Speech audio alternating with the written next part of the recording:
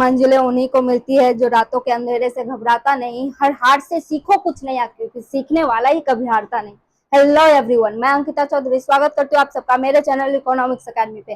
जैसे कि आप लोग जानते हैं, हमने 11th स्टैंडर्ड का ओसीएम सब्जेक्ट का चैप्टर 2 इसको स्टार्ट किए हुए।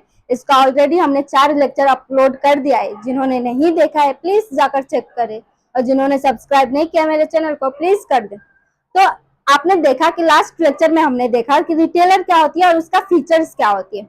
आज हम क्या एक्सप्लोर करेंगे? आज हम एक्सप्लोर करेंगे services of retailer to wholesaler. मतलब जैसे मैन्युफैक्चरर सर्विसेज देती थी ना, होलसेलर जैसे होलसेलर सर्विसेज देती थी मैन्युफैक्चरर को और रिटेलर को, वैसे रिटेलर भी सर्विसेज देता है। तो रिटेलर किस किस को सर्विसेज देता है, तो आज हम देखेंगे। तो देखो, services of retailer to wholesaler। अभी देखो, जैसे होलसेलर देती थी सर्विसेज मैन्युफैक्चरर और रिटेलर को, वैसे रिटेलर सर्विसेज किसको देता है? रिटेलर ना दो लोगों से डील करता है, एक होलसेलर और एक कंज्यूमर। तो इन दोनों को ही सर्विसेज देता है रिटेलर भी, जिनसे गुड्स लेता है यानी कि होलसेलर। होलसेलर को कुछ सर्विसेज देता है, जिनको गुड्स बेचता है यानी कि कंज्यूमर, उसको भी कुछ सर्विसेज देता है यानी कि रिटेलर। दो लोगों को सर्विस देता है, एक होता है होलसेलर और एक होता है कंज्यूमर। तो आज हम देखने वाले कि होलसेलर को क्या क्या सर्विसेज देता है रिटेलर। तो चलिए देखते हैं। कनेक्टिंग लिंक, हमने देखा था फीचर्स में, रिटेलर जो है कनेक्ट करता है लिंक को, किसको किसको? होलसेलर और कंज्यूमर को लिंक है वो। तो अभी देखो, कनेक्टिंग लिंक यानी कि होलसेलर को रिटेलर जो है ऐसे कनेक्ट करता है कंज्यूमर से। कैसे? होलसेलर से गुड्स लेता है रिटेलर और वही गुड्स को कंज्यूमर तक बेचता है।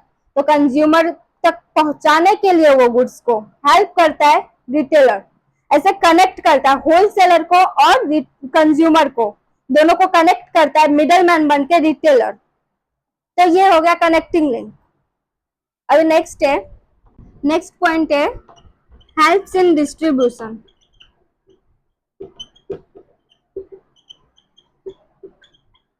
डिस्ट्रीब्यूशन करने में ना रिटेलर होलसेलर की मदद करता है। कैसे? रिटेलर ये नहीं कहता कि आप वो गुड्स को कंज्यूमर तक डिस्ट्रीब्यूट नहीं कर सकते होलसेलर को। रिटेलर ये कहता है होलसेलर को कि आपको मेरी मदद की जरूरत पड़ेगी, क्योंकि अगर होलसेलर ये बोले जो मैं गुड्स खुद ही फाइनल कंज्यूमर तक पहुंचाऊंगा, तब पहुंचा सकते हो ऑफ कोर्स, लेकिन क्या आप हर एक कंज्यूमर तक पहुंच सकते हो? नहीं। किस किस तक आप पहुंचोगे यार? अब तो वो क्या कहता है रिटेलर ये कहता है कि आप मेरी मदद से कंज्यूमर तक पहुंच सकते हो इजीली। क्योंकि होलसेलर जो रहती है, होलसेलर क्या हर एक कंज्यूमर का दरवाजा खटखटाएगा और बोलेगा मैं मार्कर का होलसेलर हूँ, कोई बोलेगा मैं बिस्किट का होलसेलर हूँ, कोई बोलेगा मैं कपड़े का होलसेलर। नहीं, ऐसे नहीं करता होलसेलर। ऐसे में तो बहुत टाइम जाएगी और बहुत ज्यादा कंज्यूमर तक आप पहुंच भी नहीं सकते। तो रिटेलर क्या करती है? होलसेलर से गुड्स लेती है और हम तक पहुंचाती है। रिटेलर ये कहता है कि आपको गुड्स को डिस्ट्रीब्यूट करने में, मतलब गुड्स को कंज्यूमर तक पहुंचाने में मेरी मदद लग सकती है, लेकिन आप चाहो तो खुद भी पहुंचा सकते हो, लेकिन आप हर एक कंज्यूमर तक नहीं पहुंच सकते। लेकिन आप अगर मेरी मदद लो तो आप ना हर एक कंज्यूमर तक पहुंच सकते हो, क्योंकि देखो हर एक एरिया में हर एक रिटेलर्स रहती है, कितने सारे रिटेलर्स रहती है। तो इजिली अपना फाइनल कंज्यूमर तक, सारे कंज्यूमर तक पहुंच सकते हो। तो ऐसे डिस्ट्रीब्यूशन में हेल्प करती है रिटेलर। नेक्स्ट पॉइंट है मार्केटिंग। मार्केटिंग, अभी आप बोलोगे जो होलसेलर वाले में आप बोले थे कि मार्केटिंग का काम होलसेलर करता है। हाँ, होलसेलर भी मार्केटिंग का काम करता है और रिटेलर भी। ऐसे बहुत सारे इंडस्ट्रीज पे डिपेंड करती है, बहुत सारे ऐसे काम होते मार्केटिंग का, उस काम पे डिपेंड करता है। अगर होलसेलर को करना है तो होलसेलर करे, रिटेलर को करना है तो रिटेलर करे। बहुत सारे गुड्स पे भी डिपेंड करते हैं, इंडस्ट्रीज पे डिपेंड करते हैं, जो वो किसको काम दे रही है मार्केटिंग का। तो रिटेलर भी ना मार्केटिंग करते हैं, मतलब रिटेलर भी ना गुड्स को ग्रेड देती है, ग्रेडिंग का काम करती है, पैकेजिंग का काम करती है, फिर वो क्लासिफिकेशन का काम करती है, मतलब वो सारे काम करती है रिटेलर भी, प्रमोशन का भी काम करती है सेल को। तो रिटेलर भी ना मार्केटिंग का काम करती है। नेक्स्ट पॉइंट है प्रोवाइड मार्केट इंफॉर्मेशन।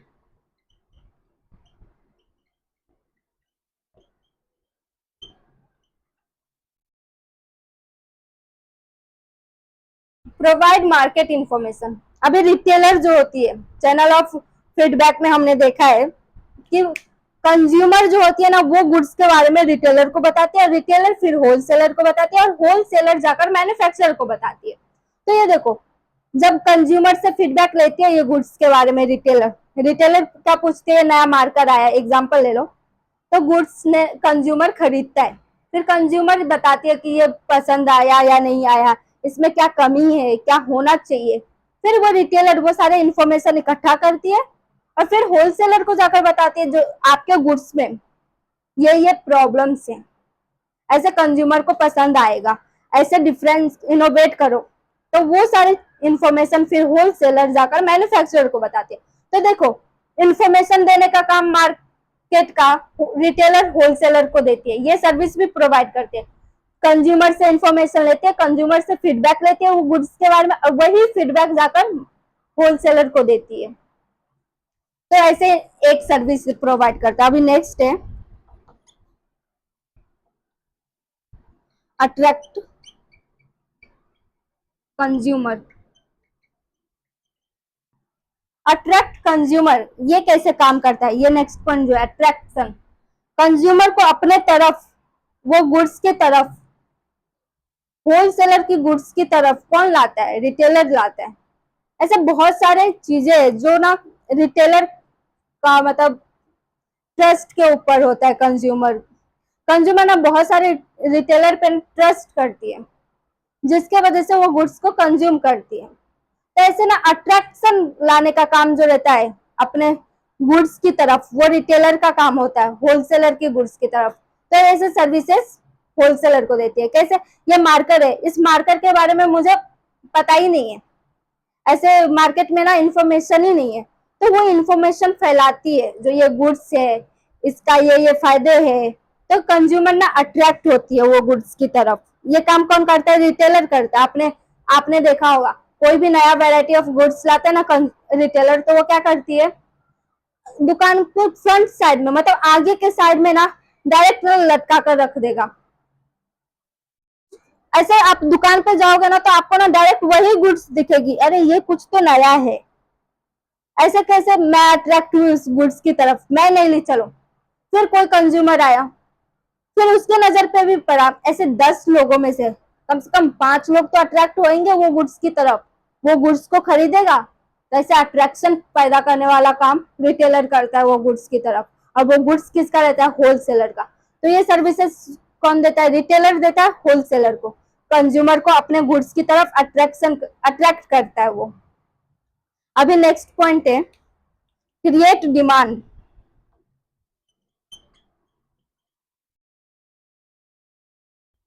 अबे क्रिएट डिमांड कैसे होता है, मतलब डिमांड को कैसे क्रिएट करता है रिटेलर, डिमांड को ना मार्केट में क्रिएट कैसे करते हैं। अभी देखो, आप ना दुकान पे आपके कोई पहचान का रिटेलर होगा, वो कोई बिस्किट लाया होगा नया, एग्जांपल ले लो कि ओरियो नया आया है, नया वेराइटी का कोई ओरियो। तो क्या करते हैं ना रिटेलर लोग, अपने कंज्यूमर को, अपने रेगुलर कंज्यूमर को वो क्या कहता है कि आप ना ये लेकर जाओ, ये कंज्यूम करके जाओ। आप मांगोगे कुछ और, वो ऑफर करेगा कुछ और, जो हाँ ये लो, ये नया आया है, ये बहुत अच्छा है, इसमें ये होता है, सारे इंफॉर्मेशन आपको देगा। आपने क्या मांगा होगा, आपने मांगा होगा मानो पार्ले जी, लेकिन वो ओरियो जब नया आया है तो रिटेलर आपको बताएगा कि ये लो बिस्किट। आप बोलोगे अंकल पार्ले जी दो ना, वो बोलेगा नहीं बेटा ये खाकर देखो, ये ना बहुत अच्छा है। ऐसे माइंड को वो लोग करते हैं ना, मतलब शार्प नहीं कह सकते, माइंड में ना बैठाने की कोशिश करते हैं वो चीज को, वो कमोडिटी के बारे में, उसे शार्प करना नहीं कहते, मतलब आपको आपके अंदर में ना उत्साह पैदा कर रहे हैं, जो हाँ ले लेता हूँ कैसा होता है ये गुड्स।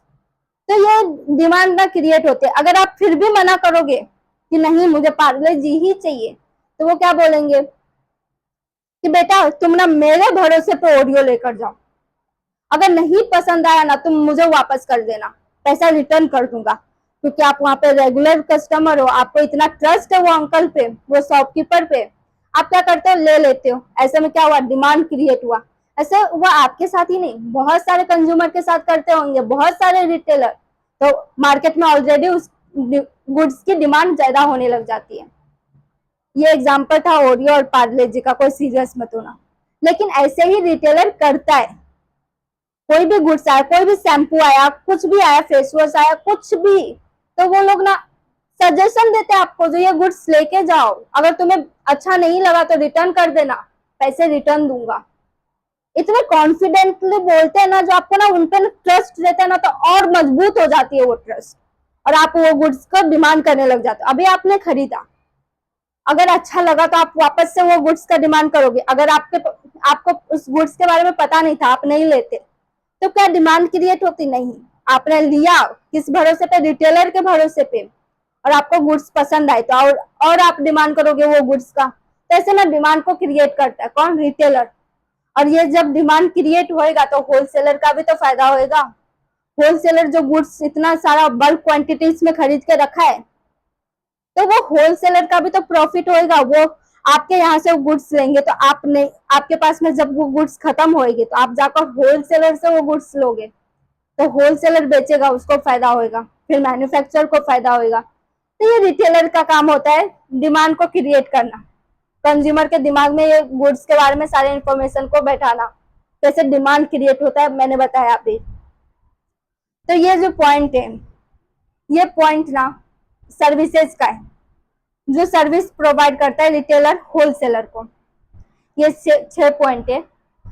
आज हमने देखा services of retailer to wholesaler, मतलब होलसेलर को क्या क्या सर्विसेज देता है रिटेलर। अगर किसी को क्वेरी हो तो कमेंट करे, लाइक करे, वीडियो पसंद आया हो तो शेयर करे, सब्सक्राइब करे। Thank you.